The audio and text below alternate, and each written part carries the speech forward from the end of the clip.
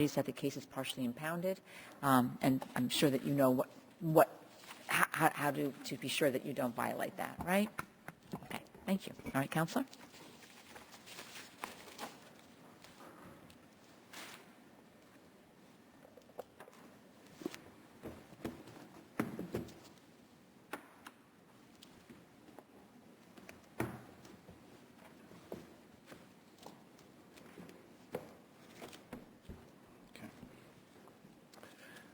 Good morning, members of the panel. May it please the court.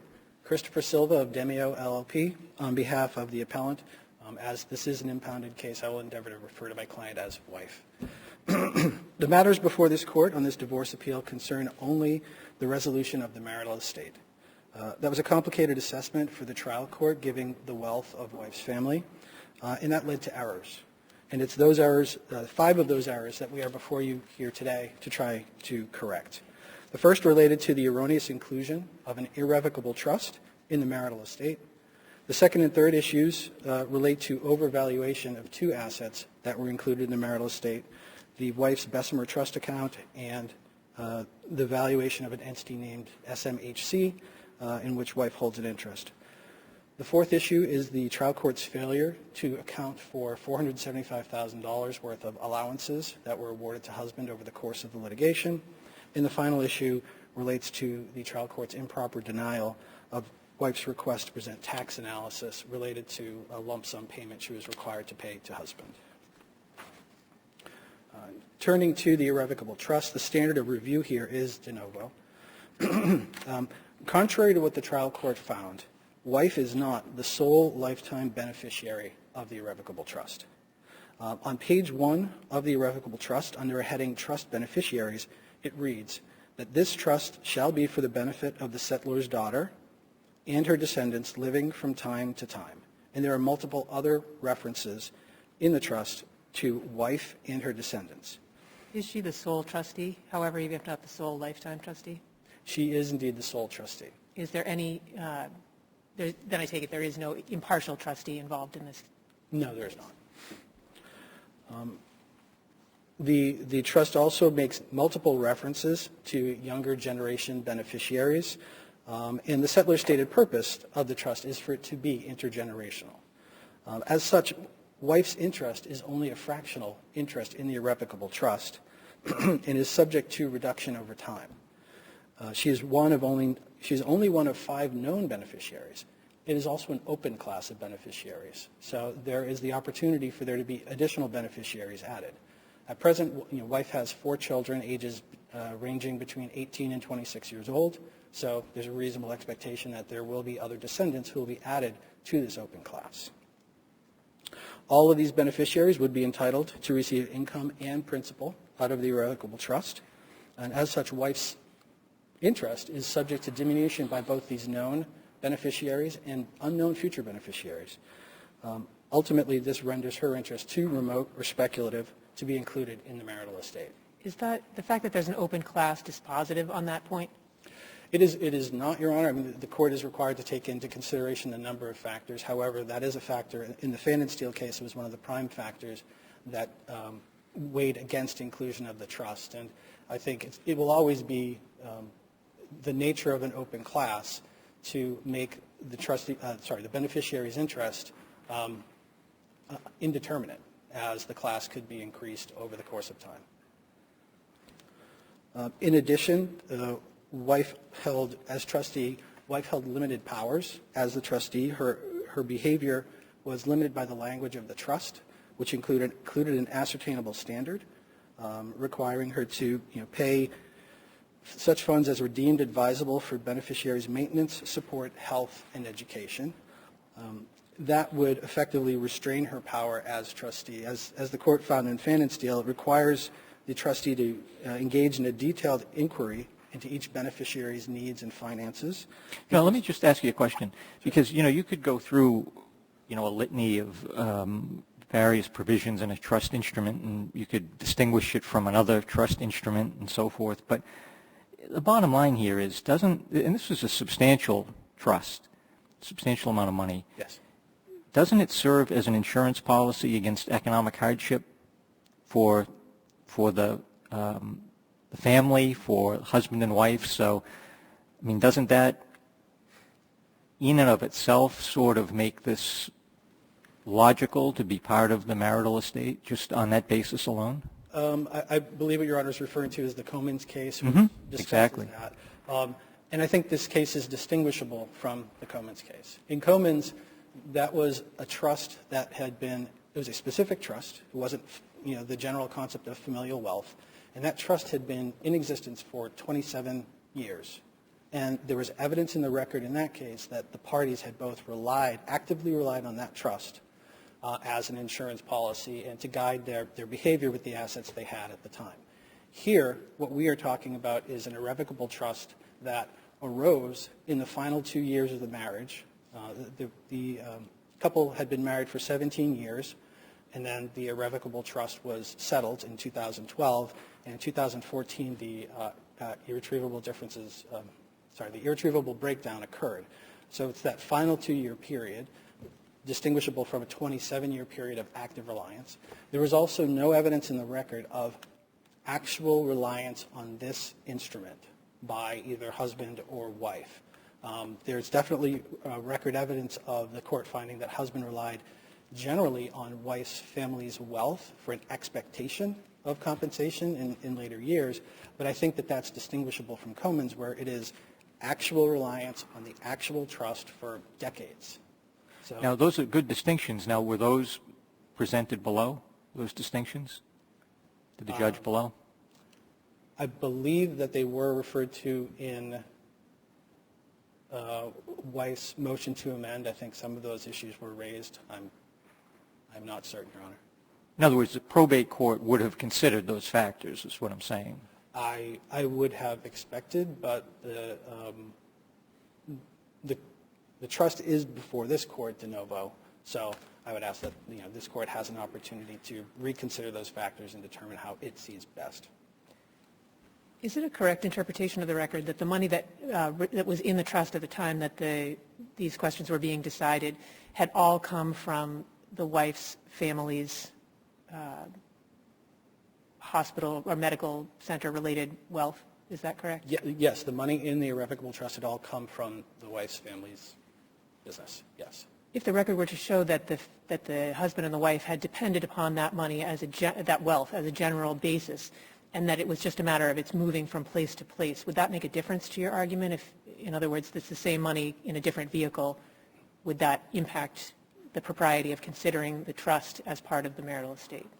I don't think it does. I think that there's just a substantial difference between having an expectation of familial wealth trickling down to you at some point in the future, as distinct from having an actual instrument that is within the control of somebody within the marriage, and they know what's in there, they know how it truly affects things.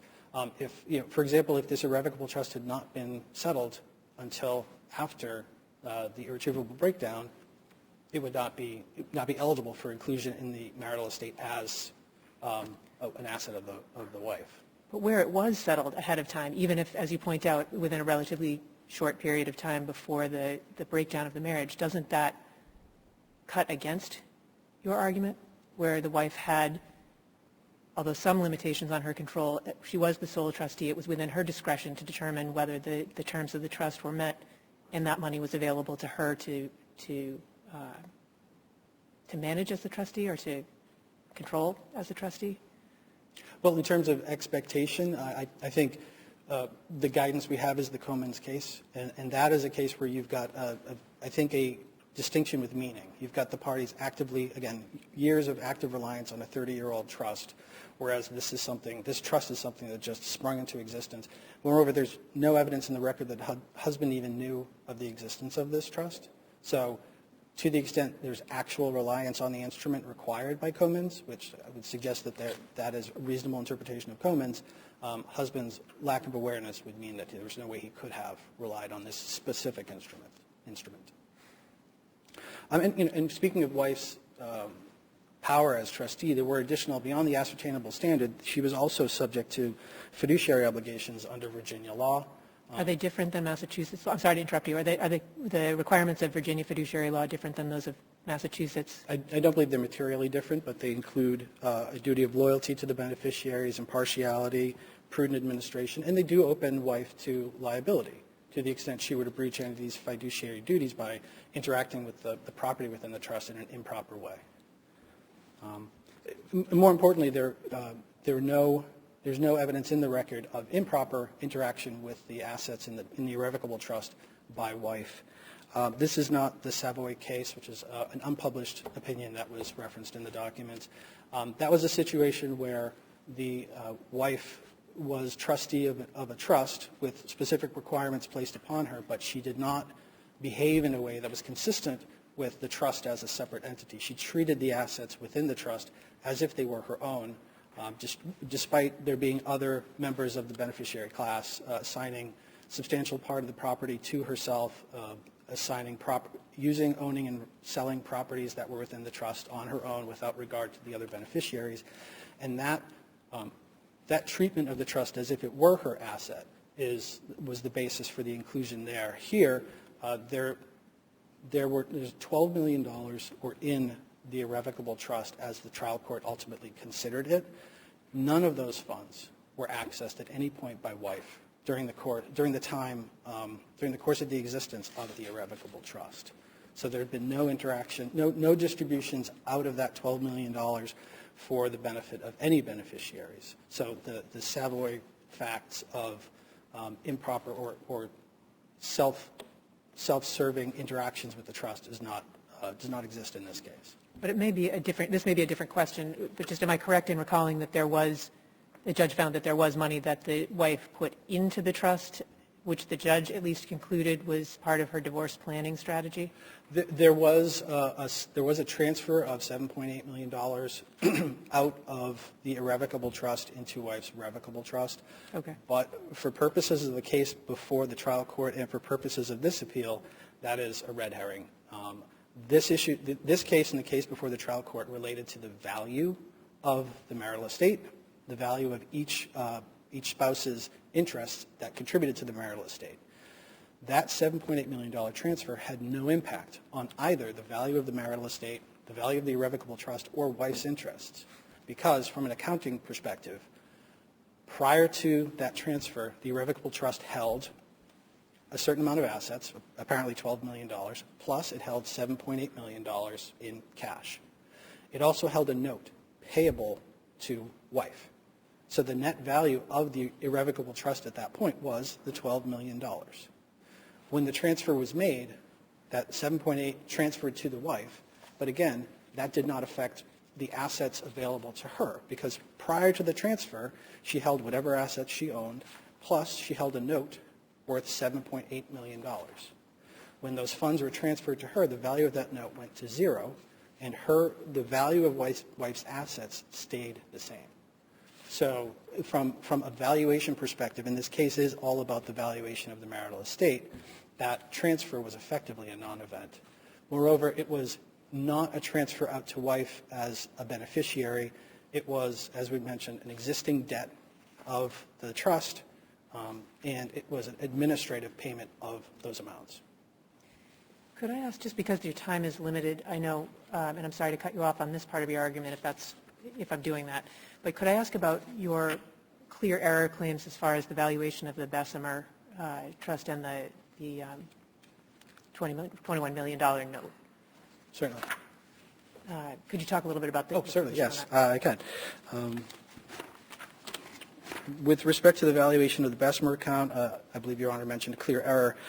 This issue stems from the June 29, 2018 stipulation of the parties.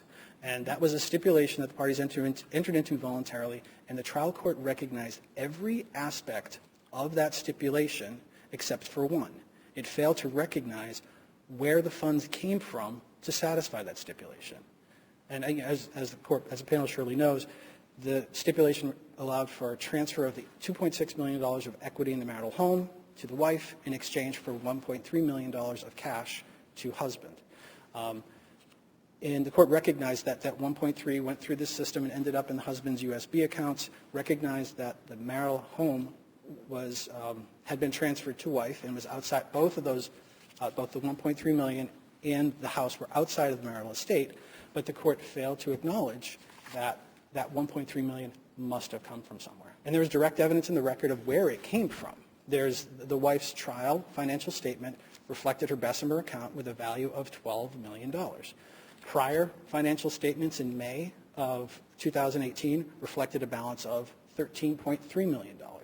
And if you consider the timing, the May financial statement saying 13.3, the October financial statement saying 12, that $1.3 million difference lines up with the payment in July of $1.3 million. Where's the clear error if the judge in her assessment determined that the wife's financial statements were not entirely reliable? Although that the judge could have found, as you've described, based on the coincidental, or based on the fact of the timing. Where do we find clear error given what the judge's credibility determination was there? I think it's the overwhelming evidence of the relation of the various pieces, not to mention the fact that husband, as recipient of those funds, had some ability to know where those funds had come from. The recipient of the check or the wire would have an opportunity to speak to that as well. Your time is up. I'm just going to see if there's any additional questions. No. So thank you very much. Thank you, Your Honor.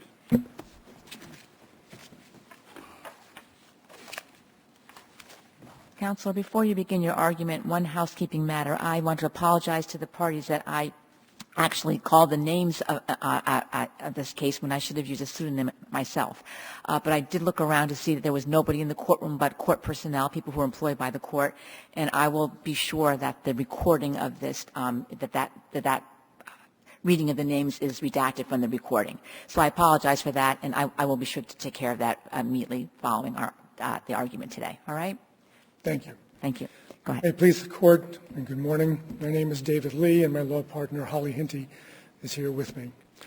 Your Honor, this was a complex divorce litigation that involved 11 days of trial, litigation in the states of Maryland and Virginia, over 800 findings of fact, over 20 conclusions of law, I believe 50, actually, and in fact 9 witnesses that the court had the opportunity to be able to assess the credibility of, and also over 200 documents of documentary evidence.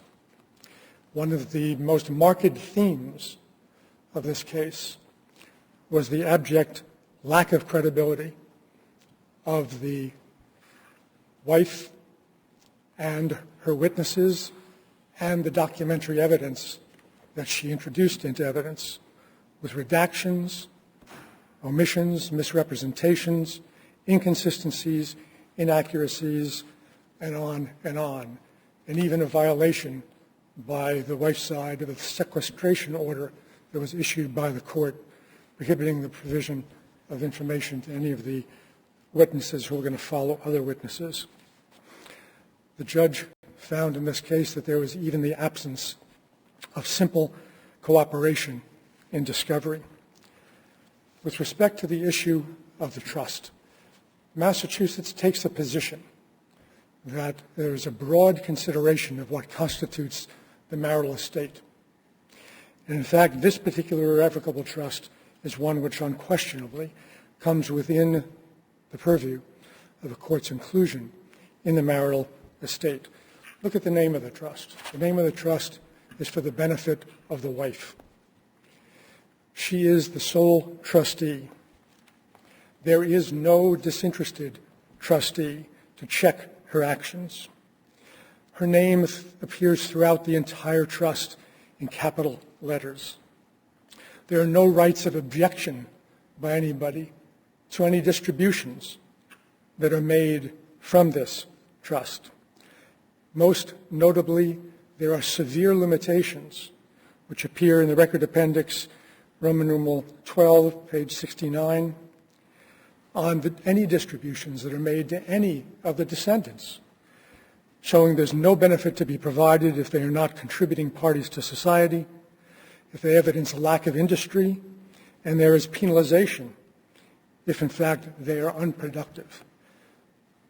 That is a restriction on the right of the trustee, in this case the wife, to make distributions to the descendants.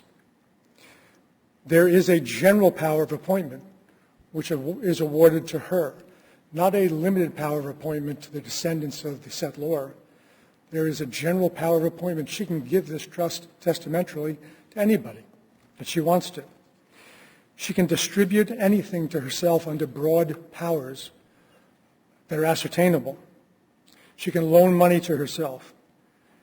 She can distribute money to herself irrespective of any other assets or income that she may have.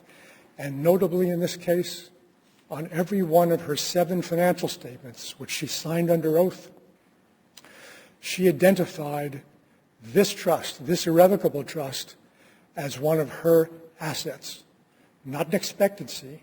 She noted it as one of her assets, and she assigned a value to it, not 20% of the value, the entirety of the value of the trust she assigned to herself. And when you totaled all the assets, including her revocable trust, including bank accounts, she included and designated this trust as an asset of hers, the value of which was part of the total assets. This particular trust held, as I believe noted by Justice Hand earlier, the proceeds or the product of what it is the wealth is that was relied upon by these parties, which the court found was extensive in her findings. And the whole trust scheme that was created, and it was a clever tax scheme that was created by the wife's family with respect to the receipt of the proceeds from the sale of the hospital entities going into an entity, I'm going to call it CM, the purposes of the impoundment, and then distributed out to various irrevocable trusts that were created by the mother of the wife for the specific benefit of each of the children of the mother, which really was passed through to the mother from the father, who was the creator of these. The wife's mother and father had been separated for 30 years before all of this was done. And this was done for the benefit of the children of these parties. And each one of them had a trust, and it's their name that's in that particular trust. And most interestingly in this case as well is that the husband, who is a physician, testified and the judge found that he provided services to these hospitals, that he taught procedures, that he performed grand rounds, and notably as well, and this is in the record appendix on page 193, volume 2, a condition of the sale imposed a 5-year non-compete on him, on the husband. So these monies that were in this particular trust were directly relied upon by them, contributed to in a sense by both of them through family and through husband's activity. It did serve as an insurance policy for this particular family. The husband contributed all of his earnings during the course of the marriage to the support of this family. The standard that is pervasive among the cases in Massachusetts, and by the way, there is no Massachusetts divorce case that I'm aware of where the party to the divorce is the sole trustee of a trust of which they are a beneficiary, which has not been included within the marital estate for division. The standard of the case law with respect to trusts is that there has to be a fixed and enforceable property right which is not remote, which is not too remote, or speculative. And here it's an irrevocable trust. That's a fixed right. The ascertainable standard gives that person enforceable rights. It is not remote at all, given the control that she has over it and what it is that has been evidenced by her behavior, and certainly it is not speculative. There's no condition that she has to survive anybody or any condition that has to occur before the rights that she has under that trust are provided. The judge's determination with respect to this should certainly, with respect to the inclusion of this trust, I submit to the court, should be affirmed. I would like to turn to the SMHC issue. Here again, we run into this issue of credibility, and one of the most important findings by the court, if you look at Record Appendix Roman numeral number 2 at 202 to 203, The SMHC and SMHI balance sheets do not reflect correct balances and contain transactions between interrelated family entities that are, sorry, I'm trying to read my handwriting, internally inconsistent. Internally inconsistent. This is what the judge was faced with. Documents that contained redactions, documents that were inconsistent, transfer from one pocket into another pocket of these multiple entities that existed. For whom? For the benefit of each of the siblings of the wife's father. And that's represented in the trust that we spoke of earlier. In this particular entity, in dealing with SMHC, the balance sheet was redacted. And there are footnotes that are noted right alongside where the redactions are. The wife and her attendants chose not to allow the court to see what it is that those footnotes said. Their theory of what it is that was done with respect to this particular promissory note that is at issue is one which is not supported by the evidence. There is no hard evidence that indicates that this note was ever repaid. The best evidence the judge had was the evidence of the wife's brother, who basically was in charge of all of these entities. And in this particular case, with respect to marital trust B, he was a trustee along with the wife and the other siblings. And with respect to SMHC, he was integrally involved in the transactions of all of that. He would have had to have made a demand on marital trust B to, in fact, pay this particular note. And then upon receiving, he would have had to then, in marital trust B, have issued the payment of that note, and then, as his involvement in SMHC, would have had to note the receipt of the monies and then done something with them. None of that is proven by anything that is suggested in my opposing party's brief. And in fact, the best evidence the court had was the wife's brother having said, I guess it was not repaid. And I think the court can rely upon that. In dealing with the issue regarding the house, on the question that was asked relating to the, there was something else I think I wanted to say about, just if you have one moment there. Let me see. I think I covered that. But in dealing with the issue of the house issue, the division of the house occurred like this, and the evidence shows it. The parties owned the property equally. The equity in the house was $2.6 million. The husband had been paying, even after the separation, up through 2018, January, one half of the mortgage and the real estate taxes on that property. He stopped paying that in January of 2018. The wife brought a motion in June of 2018 asking the court to order that he pay one half because he was the equal owner of that property. When we appeared in court, we reached the stipulation. The stipulation dealt with the division of the equity in the house, not any other asset, not any other marital asset. And the stipulation specifically provided that the wife was to pay the husband $1.3 million for his interest in the house. Not that the wife could use other marital assets in which the husband would have an interest to pay himself the one half of that equity, but to in fact pay him $1.3 million. And there was no clear evidence that was presented at trial as to where it is that that $1.3 million came from. It was actually suggested after trial, I think in the motion to amend, that it had come from this particular Bessemer trust. But the judge found that it was unreliable as to where it is that it came from. And the judge couldn't understand how it is that the account went from $13 million at Bessemer to $12 million at Bessemer. And the only evidence she had was the wife's financial statement at trial, which she found unreliable and not credible, as she found with all the wife's financial statements that were provided.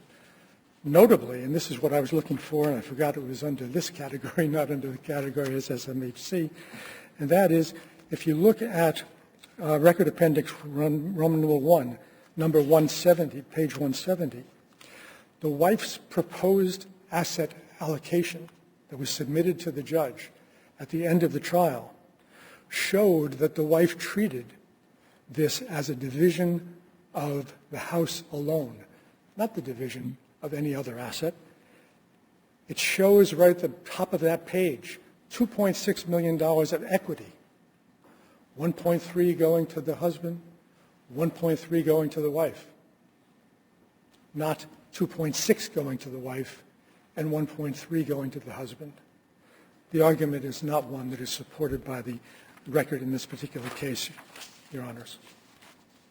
In dealing with the issue of taxes, this I think I can dispense with hopefully quickly, and that is the wife was aware of tax possibly being an issue in this case. In 2017, when we had the issue of the allowance, she argued that the allowance couldn't be paid because there would be required sales of assets, and the judge allowed the allowance to be paid from a joint refund account from the parties' joint tax return, not from the wife, from a joint refund account. I know you have to conclude, and I don't mean to interrupt you, but before you finish, which is only less than a minute, could you address the issue that has been brought up about the advance distributions, the $475 worth of advance distributions? The advance distribution, yes, certainly. The advance distribution, first of all, there were two of them. There was an allowance in 2017, I believe, at which point in time, again, the money didn't come from the wife. The allowance came from the joint tax return refund, of the parties. It came from that particular source. And the court had the authority to order that under General Laws, Chapter 208, Section 17. The advance that was made in 2018 was something that the court ordered to be done as a temporary order. Courts, when they enter a final judgment, can alter temporary orders. And in fact, in the judge's final rationale with respect to this issue, in determining what it is that the attorney fees were to be paid to the husband, said, in addition to and consideration of what it is that has already been paid, $90,000 roughly is what it is that was being awarded. So in your view is that the judge was directly referring to that advance that had been given earlier? Absolutely taking that into consideration and not adding that advance back to anything else. I've taken you over on that last question. I brought it up kind of late. Any additional questions from the parties? No. Thank you very much. Thank you both very much. We'll take the case under advisement. I request to be affirmed.